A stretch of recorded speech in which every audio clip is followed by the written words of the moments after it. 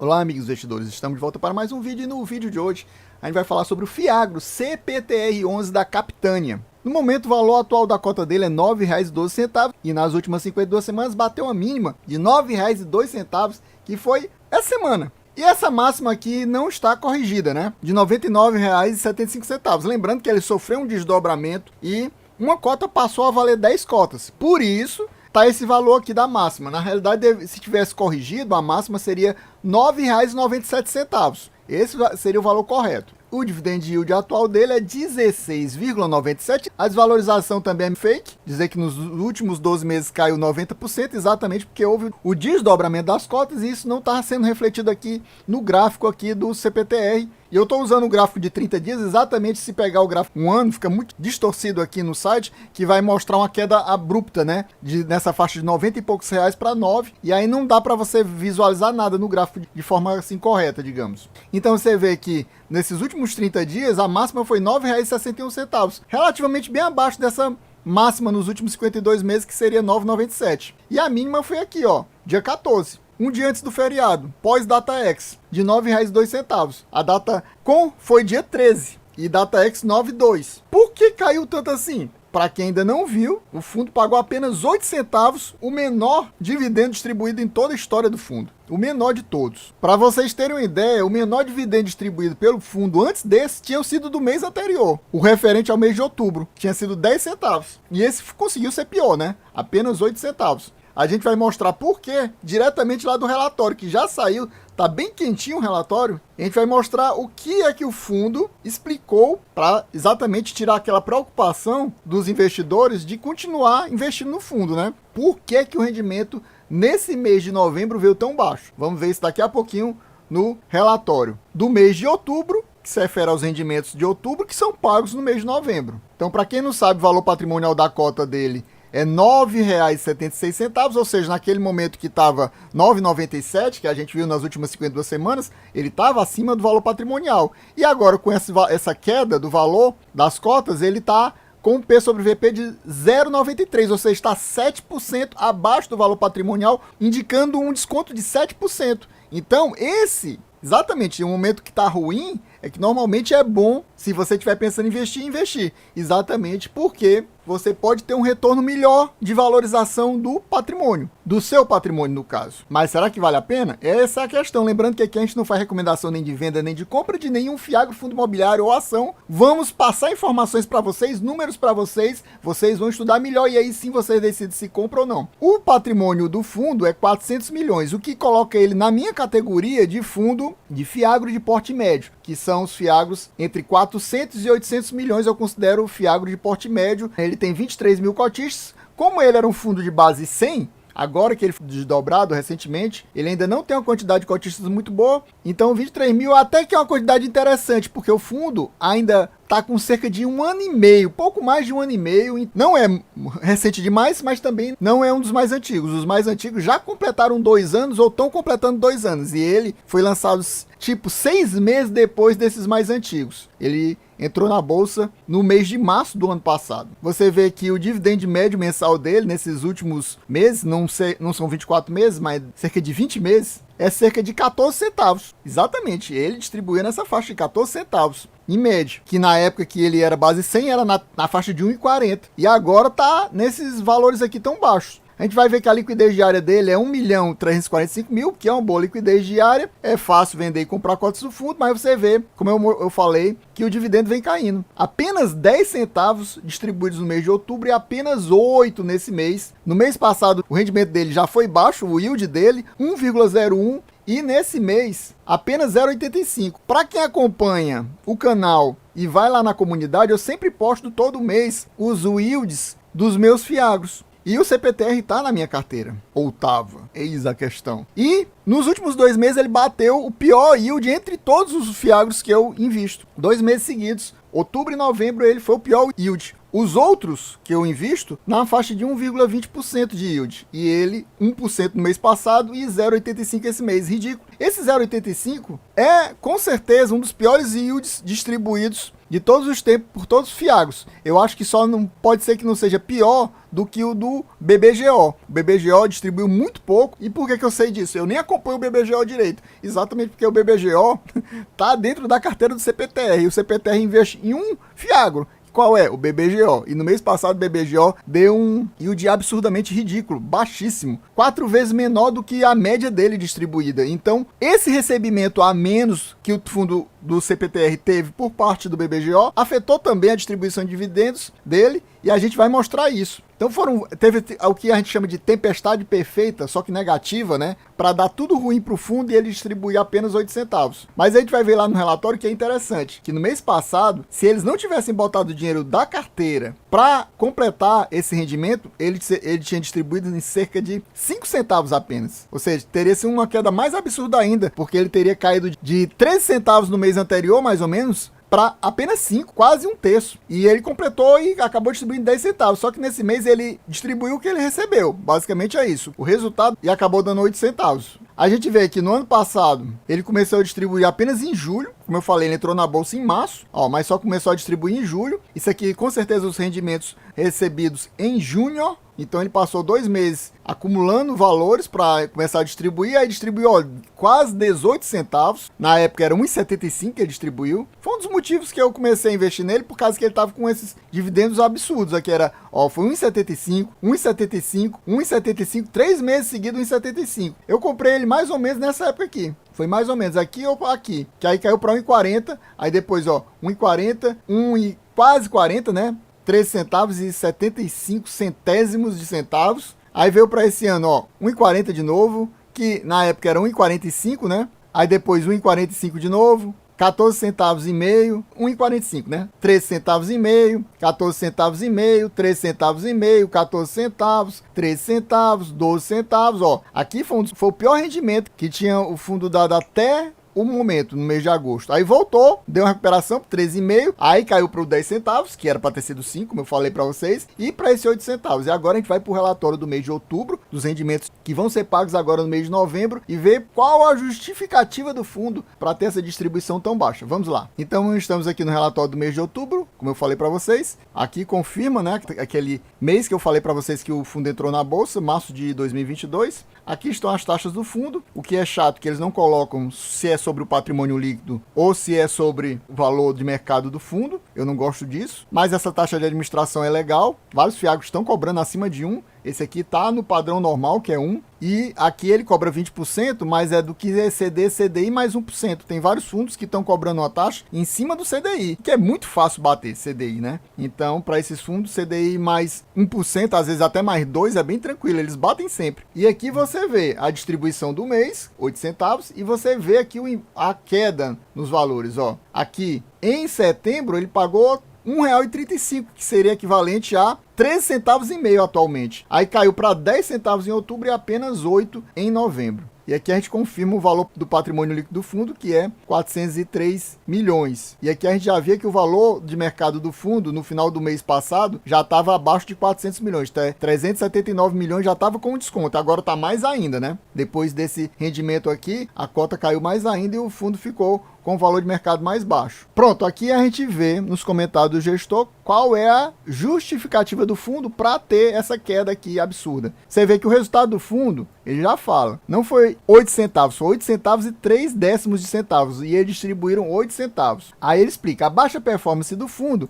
foi devido à remarcação de ativos. É interessante essa justificativa porque eu nunca vi nenhum fundo justificar a remarcação de valores a mercado dos ativos do fundo como um motivo para ter queda nos rendimentos. Esse aqui é o primeiro fundo que eu vejo fazer isso. E olha que eu vejo muitos vídeos de vários youtubers que falam sobre fundos imobiliários e fiagros, leio muitos relatórios e é a primeira vez. Então vamos lá. Ele diz que não há como prever o comportamento da curva de juros, mas o mais importante é que a carteira continua saudável, segue saudável, com todos os papéis que estão adimplentes. Está todo mundo em dia. Essa questão da remarcação de ativos a valor de mercado que afetou a queda dos rendimentos. Quer dizer, bem que não foi só isso. A gente vai ver aqui, teve alguma coisinha a mais. Vamos lá. O resultado é calculado pela metodologia de competência. Tem alguns fiagros e fundos imobiliários que usam o caixa, né? A metodologia de caixa contábil. E ele usa a competência. Este mês contribuíram negativamente, aquela coisa que eu falei, a tempestade perfeita, no caso negativa, para ter tido queda nos rendimentos do fundo. O que é que contribuiu negativamente? A abertura de papéis indexados ao IPCA, o fundo, para quem não sabe.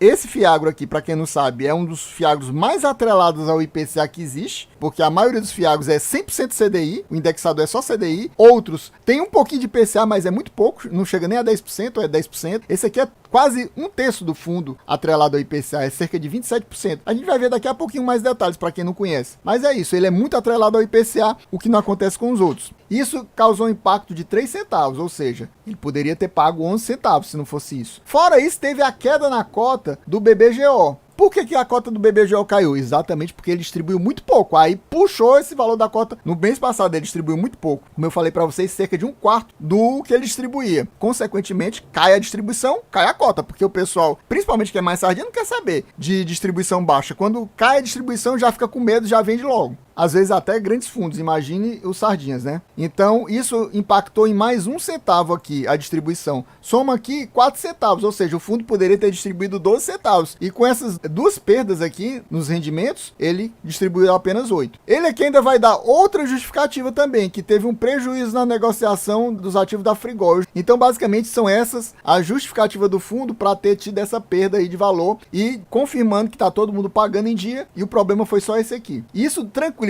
o pessoal e depois que ele lançou esse relatório, que foi dia 14, como eu falei para vocês, já teve gente voltando a comprar as cotas do fundo e já valorizou um pouquinho, tanto que ele tinha batido R$ 9,02 e já subiu para R$ 9,12. E eu tô gravando esse vídeo na sexta, esse vídeo vai ao ar só no sábado, mas aí isso já mostra que provavelmente hoje já vai subir mais uns 10 centavos, provavelmente 10, 15 centavos, que o pessoal vendo que não aconteceu nada demais, só foi uma queda na distribuição. E o pessoal que gosta do fundo vai aproveitar que tá o valor baixo para comprar mais cota e diminuir o preço médio dele. Aqui ele faz uma explicação de conceito que ele considera importante, conceito do regime caixa e competência, o regime contábil, né? Aqui ele fala a diferença entre os dois. Se você tiver interesse em aprender mais, você dá uma pausa e dá uma lidinha aí. Aqui ele mostra todas as movimentações na carteira do fundo, tanto de compra como de vendas. São muitas, né? Você olha aqui, tudo comprando CRA e também vendendo CRA. E aqui ele mostra também os indexadores. Você vê que ele tem muita coisa de IPCA. Não tanto quanto o CDI, mas tem muita coisa. Tanto que eu falei para vocês, é cerca de 1/3 de IPCA. Por isso que você vai ver sempre muitas operações em IPCA. E aqui você vê os valores e aqui você vê as taxas aqui ao lado.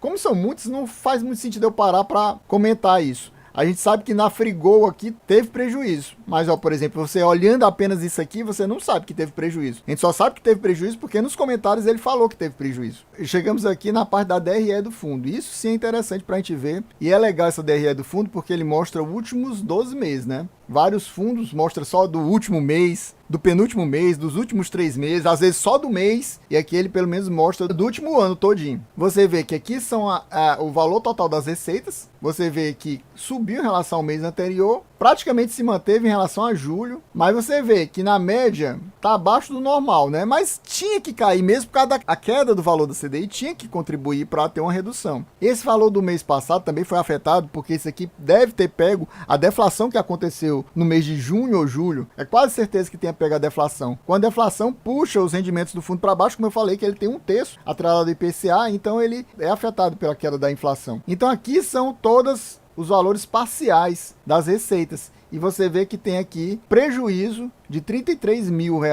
Aqui é o valor total das despesas. O interessante que eu achei aqui é porque nas despesas tem esse valor entrando aqui de taxa de performance. Eu não entendi. O fundo não falou nos comentários, mas é interessante porque, ó, no mês passado, por exemplo, ele pagou de taxa de performance R$500 mil. A taxa de performance foi maior do que a taxa de administração, para vocês terem uma ideia. Somada com essa aqui, outras despesas, deu quase R$1 milhão. E esse mês as despesas ficaram positivas. Despesa positiva, sim.